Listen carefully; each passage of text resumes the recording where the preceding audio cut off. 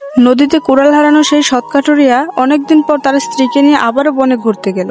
এদিকে কাঠুরিয়ার স্ত্রী সেই নদীটিকে দেখতে চাইলো এবং নদীর ধারে গিয়ে হঠাৎ করে সে পানির মধ্যে আবার ডুবে গেল।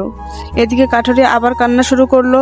তার কান্না শুনে আবার সেই জলপরি উঠে এলো এবং পানি থেকে অতি সুন্দর একটি রাজকন্যার মতো মেয়েকে উঠিয়ে বলল, এটাই কি তোমার সেই স্ত্রী? তখন কাঠুরিয়া বলল, হ্যাঁ, এটাই আমার স্ত্রী। তারপর জলপরি বলল, ভালো করে দেখো তো, এটাই কি তোমার স্ত্রী?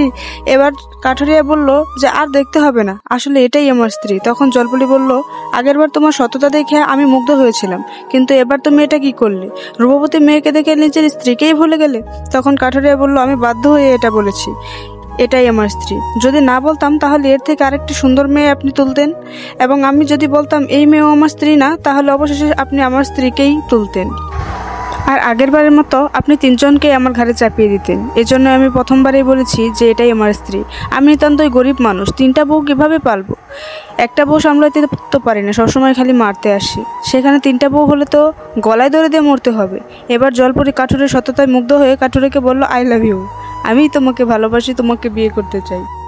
এই গল্পটি শুনে আপনি মন খুলে হাসছেন, কিন্তু এই ভিডিওটি বানাতে আমার প্রচুর পরিশ্রম হয়েছে। তাই যদি হাতে একটু সময় থাকে, একটি লাইক করে যাবেন এবং চ্যানেলটি সাবস্ক্রাইব করে যাবেন। আর কথা দিচ্ছি, পরের বার এর থেকে ভালো ভিডিও দেবো ইনশাআল্লাহ।